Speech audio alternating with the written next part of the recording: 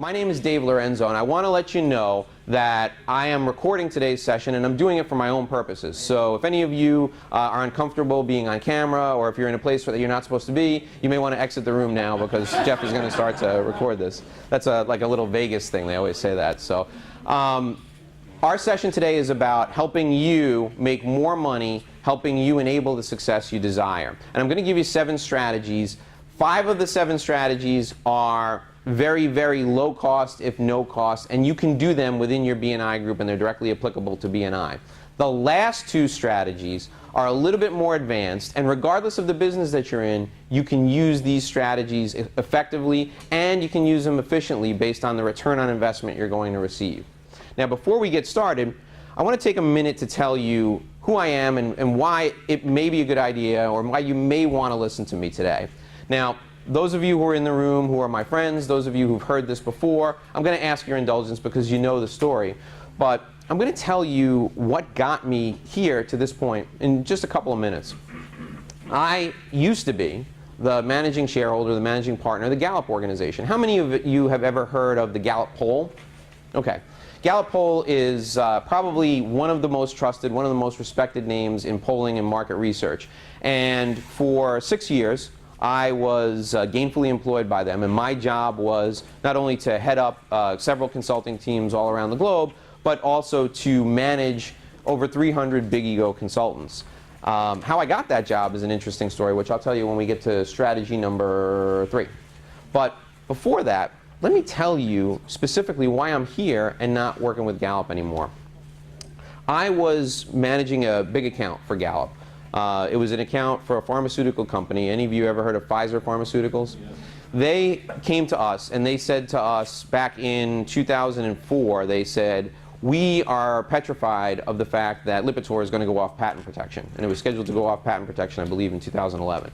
And they said to us, we want you to do a study on what will happen to Lipitor when it goes off patent protection. And we're expecting to lose 90% of the revenue. We want to keep an additional 2 to 3% of the revenue when that product becomes generic.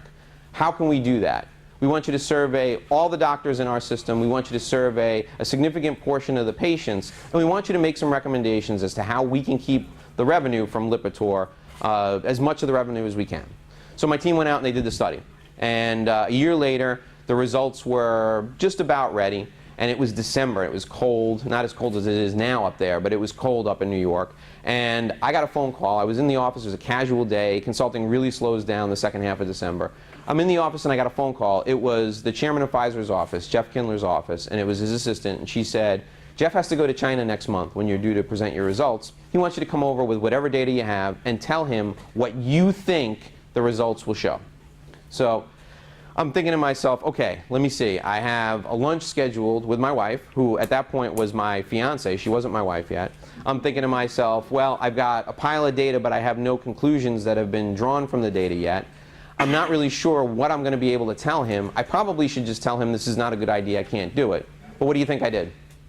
I told him, I'll be there in 20 minutes, right? So I had a suit hanging on the back of my office door, which I kept for emergencies, right? Because there are consulting emergencies that pop up every single day. And I picked the suit up, put it on, grabbed my files, ran out into the street, walked down 6th Avenue, got to 6th Avenue and 43rd Street. There may have been 50 people in the crosswalk. 49 of them were successfully able to avoid the cab that hit me.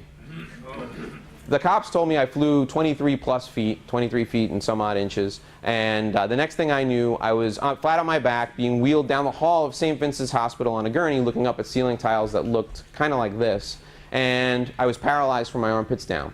And I'm thinking to myself, had I only had the courage to do what probably was the right thing for the client, definitely would have been the right thing for me, and said, listen, this is not the best time to present this. Had I had the courage to do that, I wouldn't be in this situation now. And I did what all of us do when we get into a tight spot. I prayed. I said, God, if you let me out of this, I tell you I'm going to make some changes. I'm going to make changes to my career. I'm going to make sure that my lifestyle matches my business. In fact, I'm going to make sure that my business enables my lifestyle. Well, as you can see, I'm in great shape. I look fantastic, right? All right? And I will tell you that since then, I've had 2 children, so everything works. And it's very important to me that you know that everything works, okay? But I did make the changes that I promised myself and my creator that I would make. So I stand before you today as a guy whose mission it is to help people make a great living and live a great life. That's how I came up with the tagline for my business. We help people make a great living and live a great life. Now, I started this business working almost exclusively with lawyers. Now, why do you think I picked lawyers?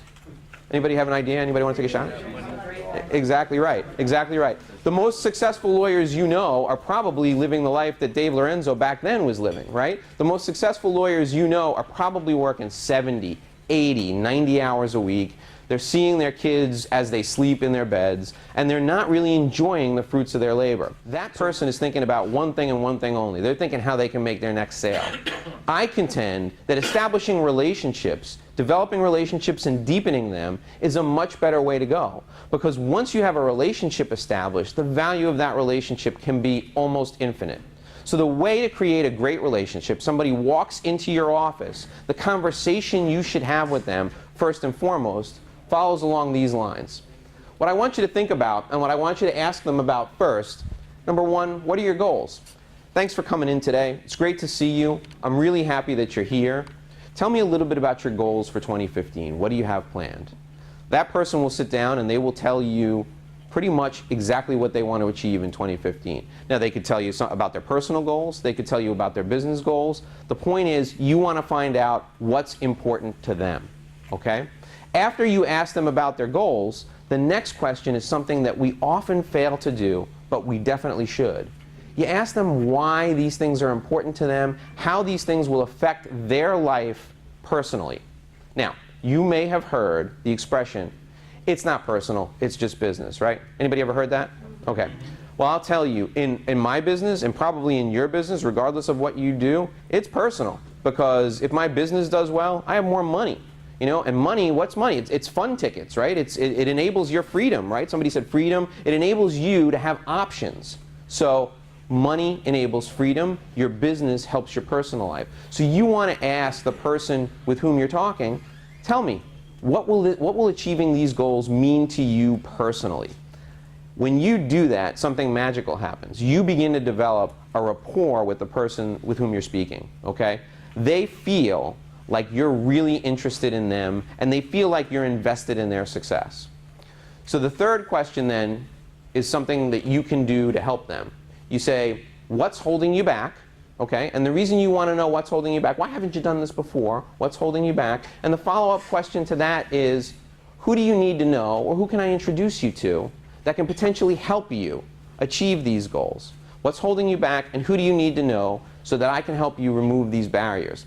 And I'm going to share with you something that is one of the hidden secrets of BNI. If you never got $1 worth of referrals from BNI, this will be the best thing that ever happened to you. Even if you got $1 million worth of referrals, this still may be the best thing that ever happened to you. You have the resources of an entire network of people at your disposal. So you're sitting across the table from a potential client or from an existing client with whom you want to deepen the relationship. You ask him these questions, and he's got a barrier that needs to be removed that's a really tough one, right? You can't do it yourself, but you have a network of people behind you that can help. And that network of people is sitting in this room. It's sitting in the room that you meet with every single week, maybe on a Thursday or a Friday. That's your BNI group, okay? You can be a one-person army because you're in BNI and offer those services to people to help them remove the barriers to achieve their goals, all right? So those are the questions that demonstrate your external orientation. Now here's the really cool thing that happens, all right? You go through this, and by the way, I don't recommend that you take a piece of paper with these questions on it and sit and read the questions verbatim while you're talking to someone. That's not cool. That's not going to help you in any way. You have to internalize these questions, put them in your own language, and make sure that you use them in a conversational tone. But what happens after you do this is the person will naturally ask. You've spent 70% of the time talking about them, and that's a good measure, by the way. 70 to 80% of the time you spend talking about the other person, the person will naturally ask you, we spent all this time talking about me. Dave, how can I help you? Your key element the key component for you, you have to be able to answer that question.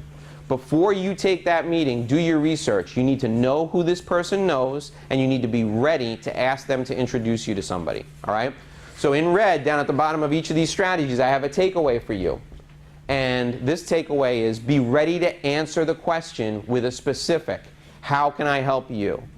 And the way you answer it is, thanks for asking.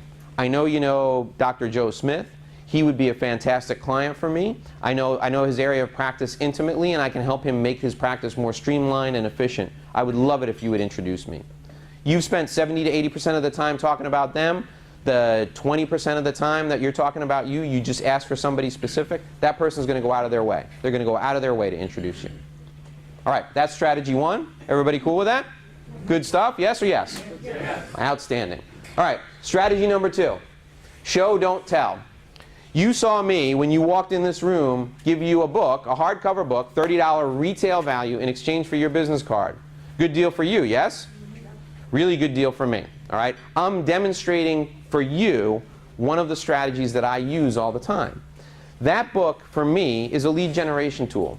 Those of you who are interested enough to take a copy of the book and give me your business card, I gave you something of value in return for something of value to me, and that's your contact information. So when I follow up with you, we'll talk about that a little bit later, some of you will actually become clients of me at some point. I'd be grateful when that happens, but some of you will actually become clients. I may not have gotten your contact information had I not offered something of value in exchange. So I'm showing you rather than telling you what to do. We all need to do the same thing with referrals in BNI, okay?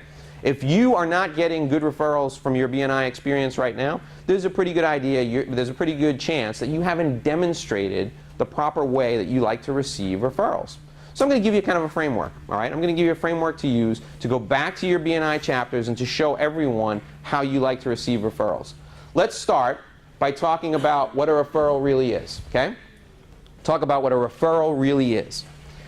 How many of you have seen this person in BNI? They're a power networker. They go to 5, 6, 7 things a week, right? Maybe 2 on one day, sometimes 3 in a day, right? A breakfast, a lunch, and a dinner. And they're out meeting people all the time. They're taking business cards, and they come to your BNI meeting, and they look around the room and they go, I got one for him, I got one for him, I got one for him. And they stand up and they say, I've got 7 referrals this week. I've got one for this person, one for this person, one for this person. And what happens? They're firing off emails left and right, right?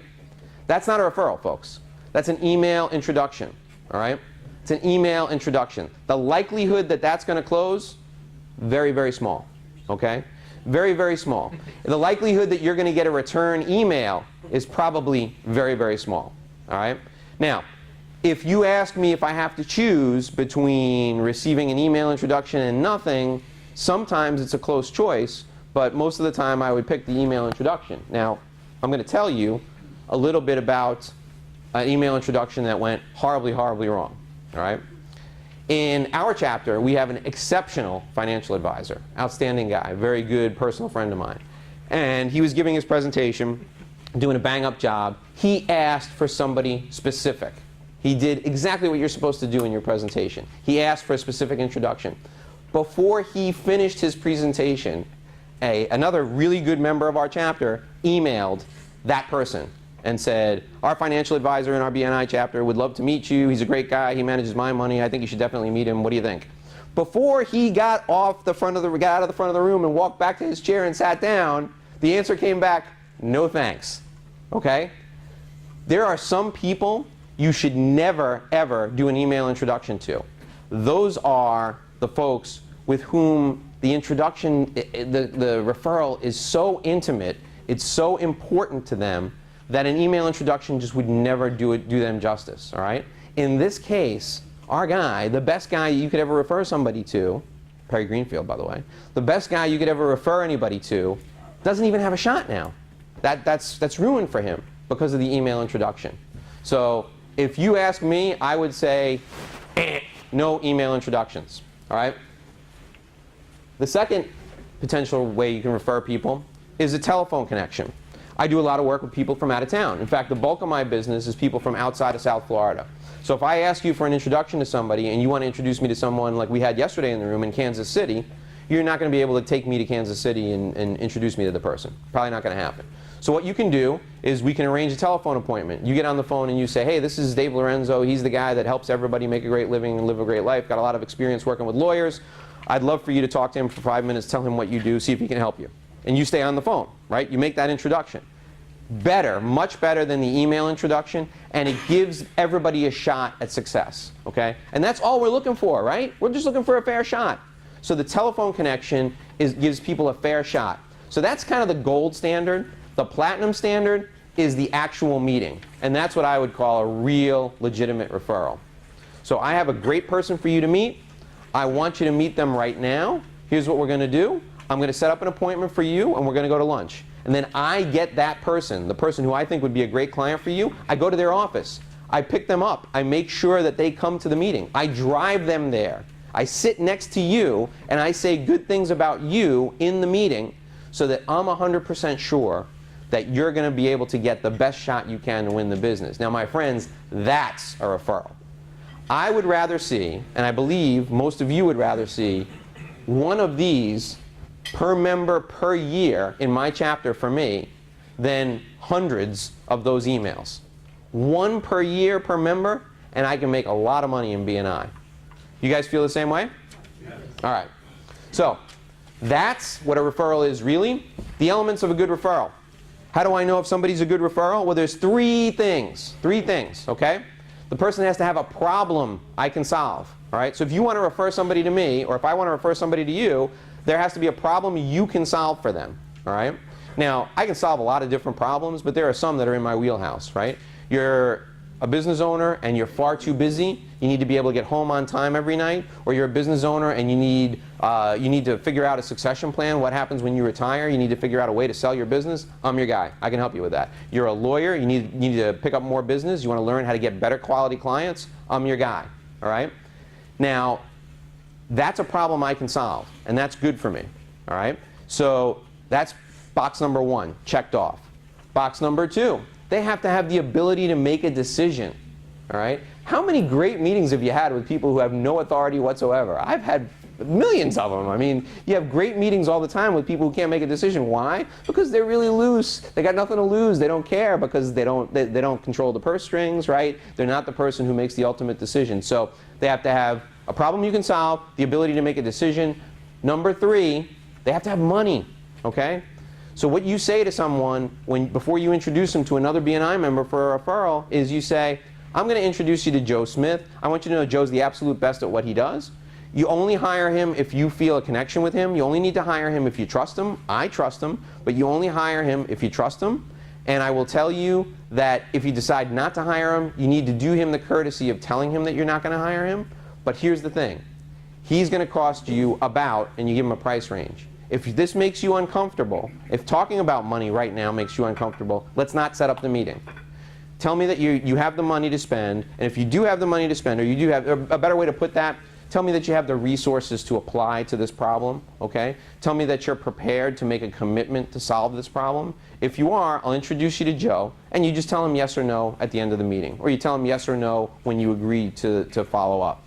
So those are the elements of a good referral. Problem you can solve, the ability to make a decision, and money, all right? Nobody wants to go to a meeting with someone who doesn't have those three things. Got it? All right. Everybody good with strategy number two? Any questions so far?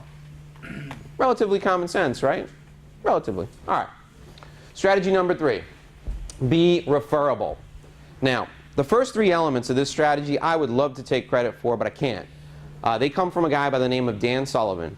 And Dan Sullivan is the founder of Strategic Coach, which is an excellent coaching program for business owners.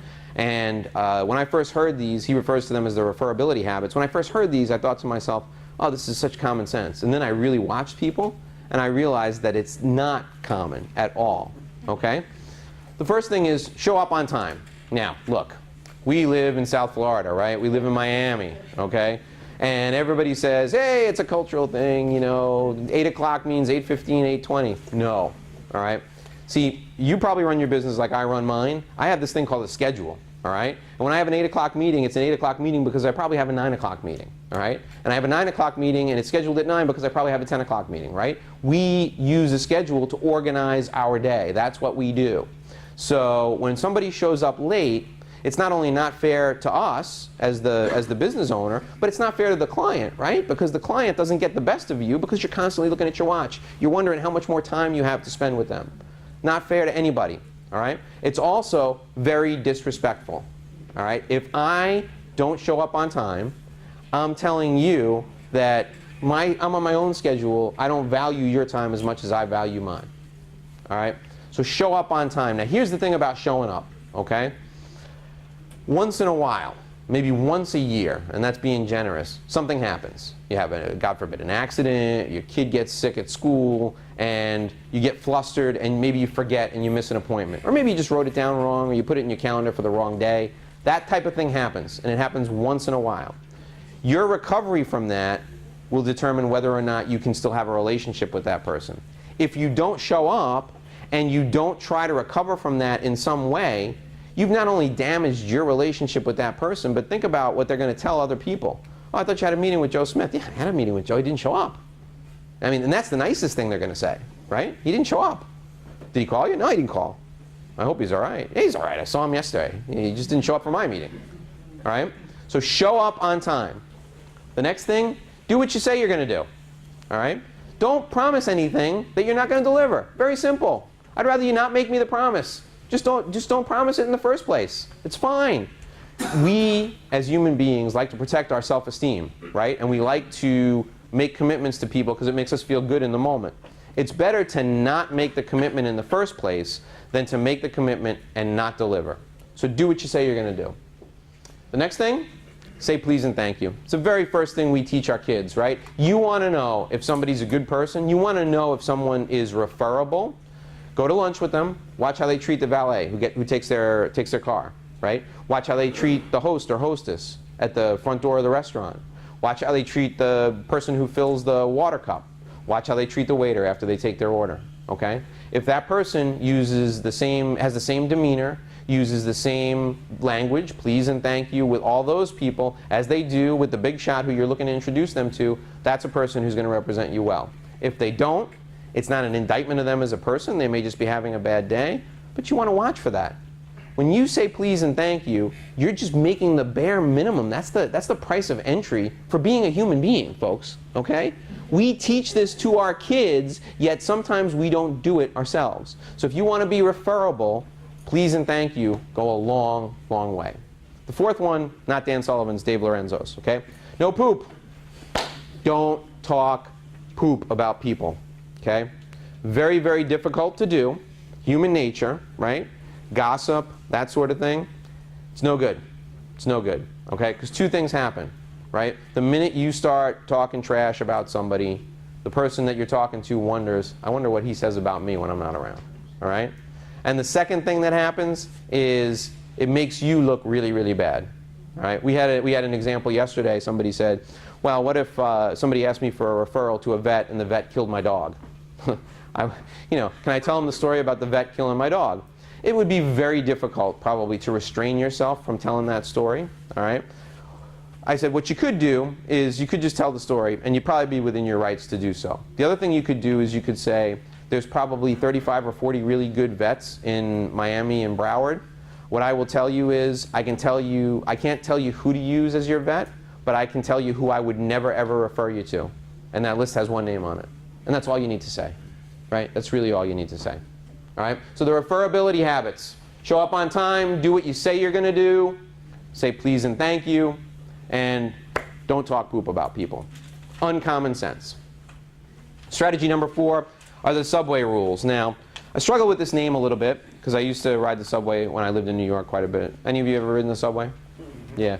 People get really close to you on the subway, right? So this rule, it's an intimate experience, yeah. This rule is for when people are that close to you, or you could say arm's length, when somebody's within arm's length of you, right? When somebody comes within arm's length of you, if you want to perhaps make a new contact, and I'll tell you how this helped me. If you want to make a new contact with someone, here's what you do. In fact, let's take Starbucks. Every drink at Starbucks takes 3 minutes to make. I don't know why, maybe it's a rule they have, but every drink, even simple coffee, takes 3 minutes to make. So you're standing at Starbucks and there's always 2 or 3 people there, hardly ever just you, right? There's 2 or 3 people standing around the counter at Starbucks waiting for their coffee to be made. And you're standing there, and one of the things you could say, you look for a point of commonality.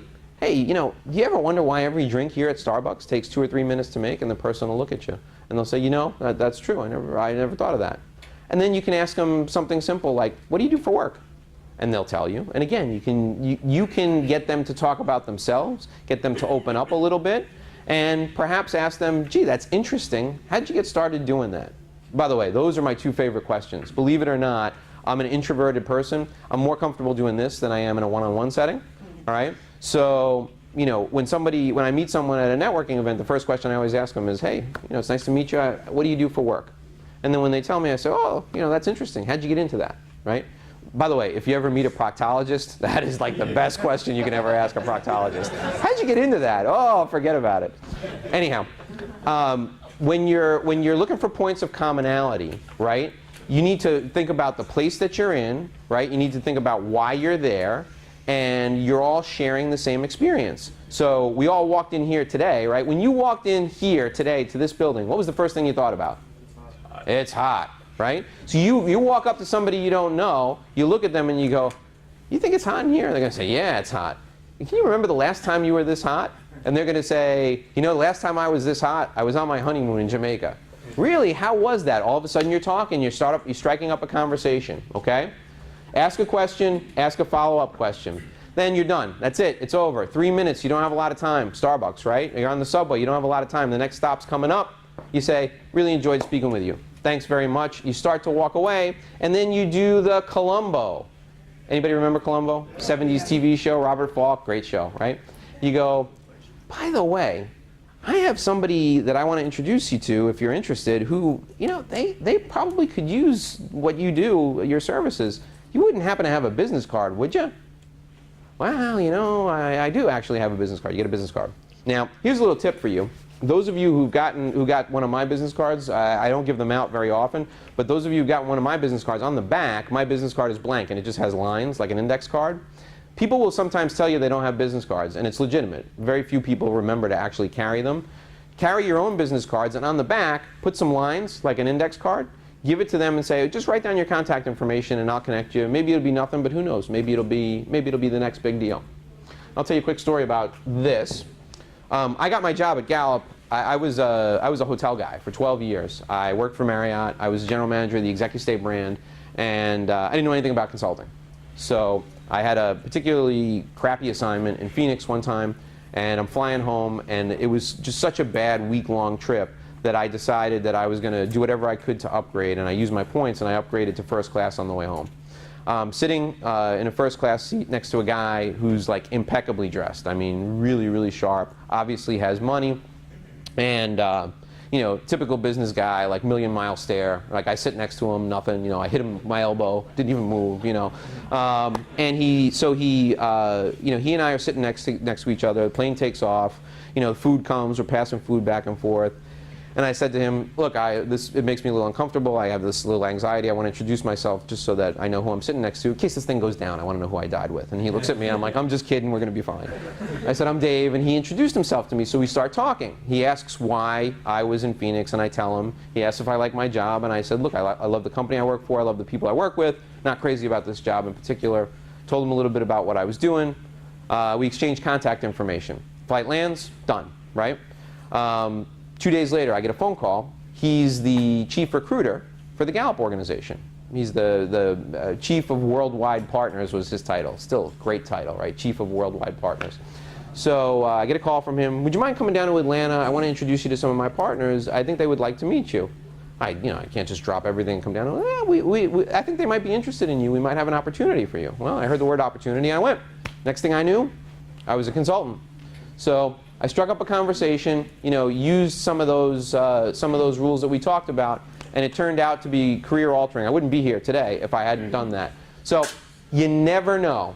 People love talking about themselves. You can put it to work. Now, what I encourage you to do with this is set a goal for yourself, right? Have 1 or 2 of these conversations a day. If it makes you really uncomfortable, start with 1 or 2 of these conversations a week. Introduce yourself to someone who looks like a reasonable person, all right? Don't use it with the homeless, all right? I encourage you, especially men, not to use it with members of the opposite sex. It doesn't really go very well, especially if you're new to it. because it looks a little like you're trying to pick them up. So until you get really good at it and you know how to be non-threatening with it, start with people who are obviously business people. You may be happy with the results. Who knows? You could have a great opportunity, the opportunity of a lifetime pop up. All right, strategy number 5. David? Yes. Before you go, I want to ask you a question. Please. To the question that you asked. Please. When you say the question is, what do you do for work versus what do you do for a living? Yes. Can you comment on what do you find the differences? Semantics. You can use what do you do for a living. What do you do for work is very of the people. It's a lot more common language type of thing. There's 2 schools of thought when you're talking about language, okay? The first school of thought is you should always use vocabulary that elevates the room, elevates the conversation that you're in. And in this setting, I agree with that, okay? Second school of thought is when you're meeting with someone, you want to communicate using language that is the, I hate to say the lowest common denominator, but you want to make sure you're understood, right? So here, particularly in a multicultural environment, I would always say, hey, what do you do? Me personally, I would say, what do you do for work? Because everybody understands work. What do you do for your job? What do you do for a living is fine. Perfect. And again, all this stuff, put it into your own language, all right? Make it your own. You don't have to use my words. There's no magic words. It's the strategy. It's the technique. Okay? Sir?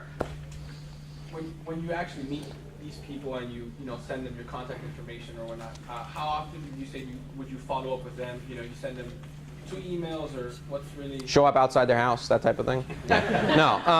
What I would tell you is this. What I try to do, if I think somebody's valuable, and I met them and I think to myself, that's a good person for me, I try to do this. I try and put some money in their pocket, okay? I try and connect them with somebody that I know can help them right away.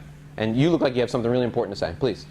You know what? You're thinking about Starbucks. I'm a builder. I go to Starbucks in Pinecrest, Coral Gables. That's the best place for business. Isn't it? Yeah. Who can afford a $3-4 cup of coffee every day? There you go. Doctors, lawyers. I've met Pat Riley. All these, I get business. Right? What I tell my clients who are lawyers all the time is you want people to call you with any legal issue. I want you to call me with any legal issue. Here's the thing. I might not be able to solve your problem myself, but I will connect you with someone I know and I'm confident in can solve your problem or can get you a resolution that's better than if you had just remained on your own, right? I got to be really careful. Lawyers can never promise a result, okay? So I might not be able to solve your problem, but I can connect you with someone who can get you to a place where you're in better shape than you are right now, perhaps, all right?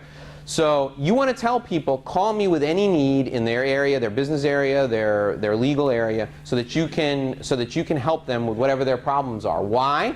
Because you want to be able to put money in the pockets of the other people with whom you're connected. That's what you want to do. Now the whole deal is you have to make this effort with everybody who you find to be valuable. You got to make that effort with everybody you find to be valuable. If you don't make this effort to put some money in the other person's pocket, you're not doing your job, not only as a BNI member, but as a person who expects referrals, okay? I'll give you a couple of quick rules. The rule of 3 times. You got to try 3 different times. Try 3 different times with your BNI friends to put money in their pocket. If after 3 times you can't get a referral back from them, they're not trying, they're not making an attempt, then you can go move on to somebody else, all right? Try 3 times. I see this all the time. New members come into our chapter, right? And we try to refer them business 1 time. And they don't really know even what BNI is all about yet, okay? And the members just give up. I tried to send something to him. I sent him the perfect referral. He didn't follow up. He didn't do this. He didn't do that. All right, we need to teach him first, okay? Then after you teach him and he takes care of your referral, if he doesn't send you something back, he probably doesn't know how to refer you yet. One of the best things you can do to a new member is get him some business immediately. So try 3 times first, and then if nothing comes back to you, they're not even making the effort, and move on. Now you're thinking to yourself, well, how often does that happen? How often am I going to try to refer something to somebody and nothing come back? Well, about 1/3 of the time, you're going to refer stuff to people, and they're going to tell you, that's a bad referral. That's not the right person for me, all right? Still counts. You tried, right? That's the first third, okay? And I would say that's negative, not really negative, but that it didn't work out the way everybody wanted to. Another 1/3 of the time, it's going to be neutral. Nothing's going to happen, okay? Nothing at all. You may refer it to them, the business may come through, may not come through, okay?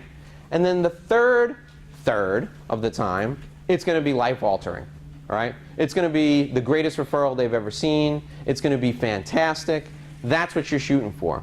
But there's no way to tell which is which. So you got to take a shot. You got to take a shot at all three. All right?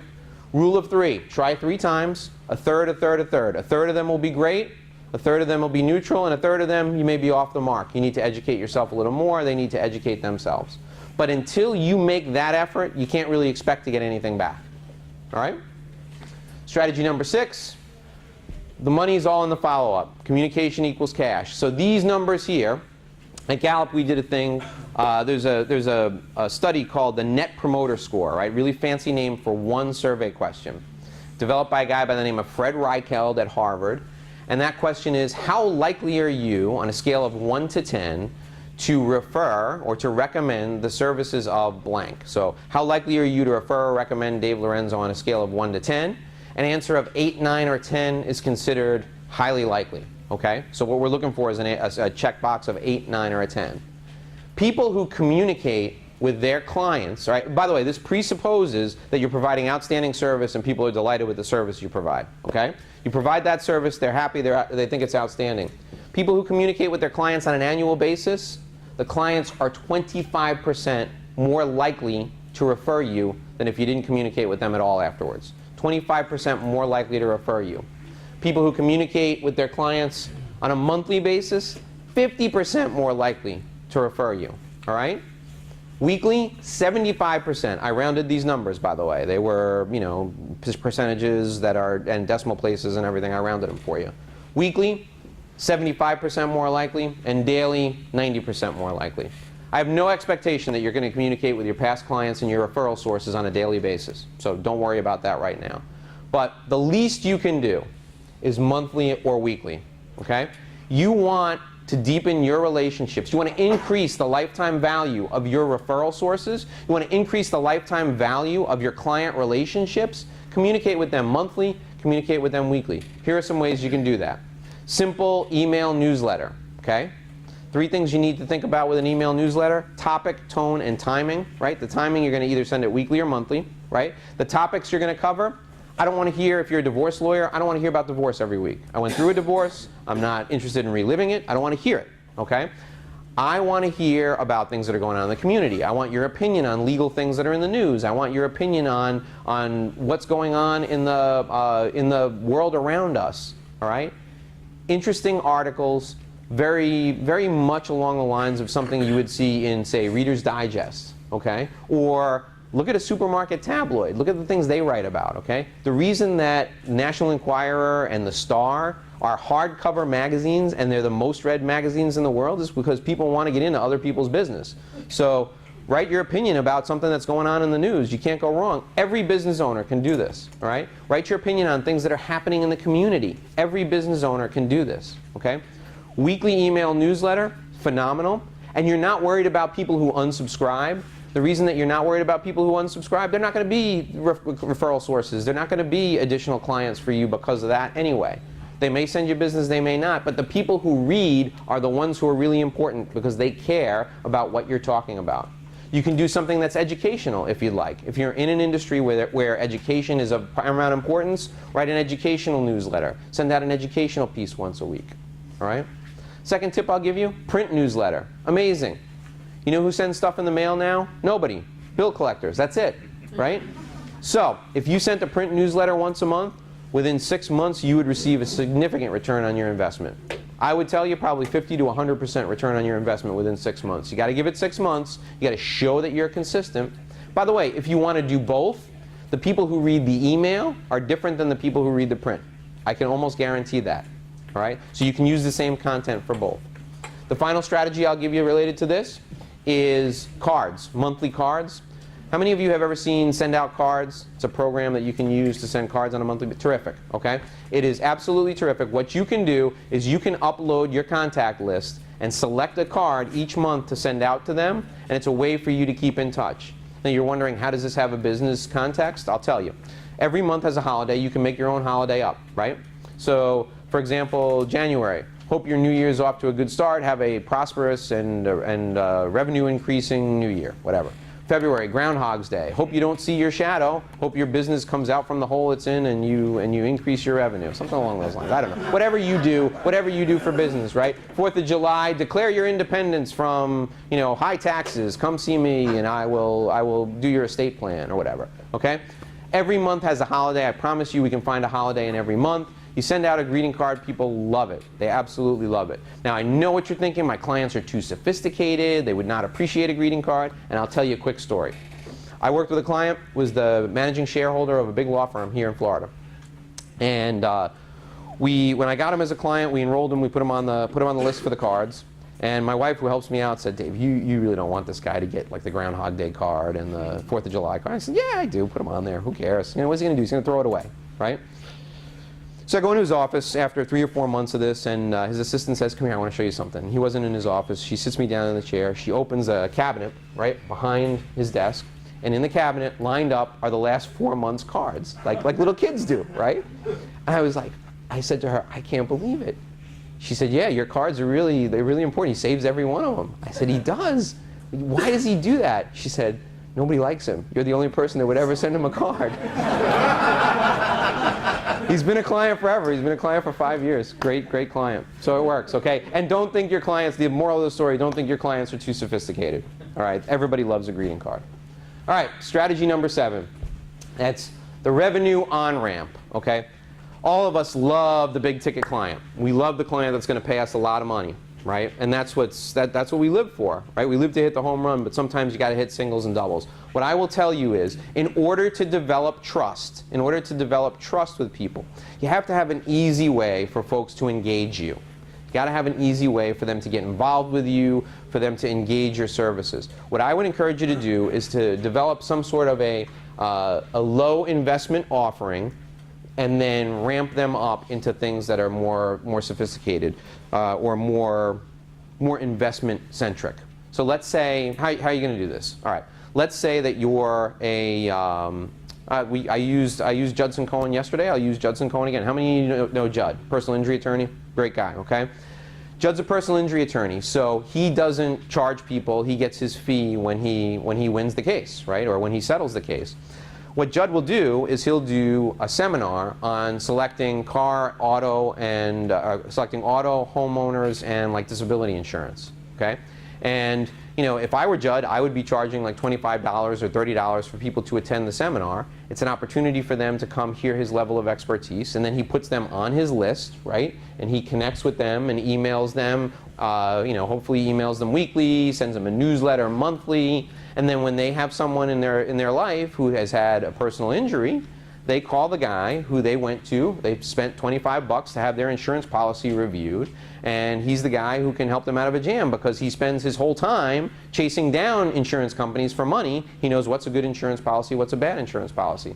All of you have the ability to create this entry-level offering, this gateway offering, and create a revenue ramp to allow people to engage your services. So often I meet people who come into BNI who say, here's what I do. I only work with people who will pay $30,000 a year, and they're the CEOs of companies because I'm an executive coach, yada yada. I get it.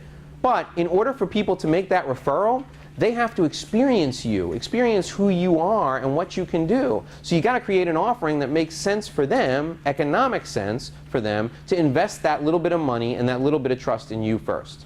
So create a revenue ramp in order to escalate the level of trust people have with you. All right? Now, really quick, because I promised you I'd get you out of here in 55 minutes, I want to tell you who good clients for me are, all right? Because I know that you guys know who these people are. You're all probably sitting on a flyer with my business logo on it. So a great client for me would be a business owner who is interested in growing their revenue in their business. Okay, April 17th, 1 day, 8 hours, including lunch. I'm doing a seminar for business owners who want to grow their revenue. This is my 51 best strategies, and how I developed the strategies that I'm going to teach that day. I took the strategies that I've used over the last 7 years of doing this, and I went through client by client, and I said what worked for this person, what worked for this person, what worked for this person, and then I invited all those people to come and present the strategies to you. So half of the time I'm going to present, the other half of the time these people are going to do case studies, and they're going to present them to you. April 17th, we're offering a 50% BNI discount. If you sign up to attend before the end of next week, you can get a 50% BNI discount. If you want to refer people, that would be a great way to refer me to them. Business leaders who want more time, another great referral for me. If you want to refer me to a business leader who's super successful and they want to find ways to get out, get home on time for dinner every night. Law firms, any type of law firm you can imagine, big, small, great referral for me, whether they need better clients, more clients, or if they simply want to figure out a way to get things done without doing it all themselves. Great referrals. Finally, other people who do what I do. I like to meet other coaches and consultants because doing this, starting this business, just like starting your business, is not easy. So I'm happy to help people get a jump start on their coaching or consulting career. I'd love to meet those folks. Those flyers are on your seats. If you haven't gotten a book, trade me a business card for a book. With that, I'm very grateful that you came, so I thank you for doing that, and I'm happy to take any questions that you have. Yes? I want to talk to you afterwards. Okay, I will be here. Hey, Jonathan. Showed the night staffing group. What do you think about texting? Real quick, a client could be potentially, it's a home run potential. Yeah. Sat in his office, cried to me about what the issues are. Around the biggest issue, like sending people, as you know what I do, Mm-hmm. staffing. Yes. Slow to get back, and he gave me his business card. On the business card is his cell number. Yeah. Do you text him once a week? Do you say, hey, I haven't heard from you? I say, Yeah, it's an interesting question. It depends on the person. Yeah, it depends on the person. I personally am not a big fan of that, but if he put his cell phone number on the business card, the first thing I would do is I would make a phone call and I would take a shot. And if you have to leave a voicemail message, you leave the voicemail message and you say something to the effect of, it's Jonathan Cherry, we met a couple weeks ago, I have something that's exactly an answer to the exact question that you brought up, please call me back. And then if he doesn't call back within 24 hours, I think it's okay if his cell's on the business card to take one shot at a text. You know, like you, I work with a lot of attorneys, right? And I find that attorneys, particularly criminal defense attorneys, are really big into texting. I guess that's the way they communicate with their clients. So I get a lot of texts from attorneys. I'm not a big fan of that. But, you know, if his cell's on the business card, take one shot after you leave a voicemail or try to talk to him. Yeah, Robert construction. I meet a lot of people, I give a lot of estimates out, and I don't hear back from people. Ah, I love this question. And what do you do? How do you follow up with Yeah. that? So we're going to fix this. We're going to fix this for you right now, okay? Before you give out the next estimate, right, what you say is, what's your name? Ken? Ken. You say, Ken, thanks for inviting me over. I looked at your place. I'm going to write up an estimate for you. I want you to know, Ken, that it's going to take me about an hour and a half to do this estimate, okay? And I want you to know that I would really enjoy working with you. If for some reason you don't think we're a good fit, I ask that you give me the courtesy of letting me know that we're not a good fit and just giving me the reason why. So before I sit down and invest this hour and a half of my time into writing this estimate, can we agree that you're going to give me a yes or a no, and let's say you'll give me a yes or a no within 3 days after the estimate. Can we agree to that? What do you say, Ken? Yes. All right, see? Ken will give you a yes or no. But that's what you do. Before you ever give out an estimate or a proposal in any business, you have that upfront agreement. Not that they're going to say yes, because they don't know yet, right? But that they're going to give you an answer, all right? It's just common courtesy, respect, right? I'm going to spend an hour and a half on this. It's my pleasure to do it because I'd really like to work with you. All I ask is that within 3 days of the estimate, we set an appointment and you give me a yes or a no. And if you say no, totally fine, I get it. I just want to know the reason why so I can improve for the next time. That's what I do it all the time now. And what, you know, I've had 2 or 3 times in my career, I've had people tell me, you know what, just don't do it. It's like too much pressure. I can't deal. Like, you know, and that in and of itself is an indication that they need help, right? But that in and of itself is an indication they need serious help, right? So you invited me over here. I looked at all this stuff. Now you don't want the estimate? Okay. All right. Any other questions? Yeah. My name is Will. Hi, Will. I was just wondering what happened with Pfizer. Oh man, what happened with Pfizer? Well, what happened was I think they're still a good client for Gallup. What happened to me was they sent someone to the hospital to pick up the file. Yeah. No. The file was in my briefcase. Yeah. The cops were very quick to collect the briefcase before the passersby did. Yeah. They sent somebody to the hospital to pick up the file, you know, we did our report, and I think it worked out for them. A lot of I can't take credit, but a lot of the direct-to-consumer advertising you're seeing now, I think was a result of some of that. you know, and they were a good client. You know, I talked to people over at Gallup for a while, and they're still a good client. Jeff is no longer the CEO. He unfortunately left the company a year ago, but yeah, that's what happened. So, yeah. Any other questions? Carlos. Carlos Gutierrez, just a question about the Subway and Starbucks example. Sure. Yeah. If I meet somebody who's in business and could use business, making a connection is an obvious way to put, make what's in it for them kind of thing. Sure. What about people that are, work for a company on a salary, they don't necessarily look for business, but I still have good rapport, want to build on that? What would you suggest as kind of a hook? What's important to you? If you can ask them the question, what's important to you at work, and what would help you succeed at work? What does success look like for you? What are if you can get to this point with them, what are your goals? And how can I help you figure out a way I can help you achieve them? If you can do that, I would look really good to my boss if I pick. Here's a great example.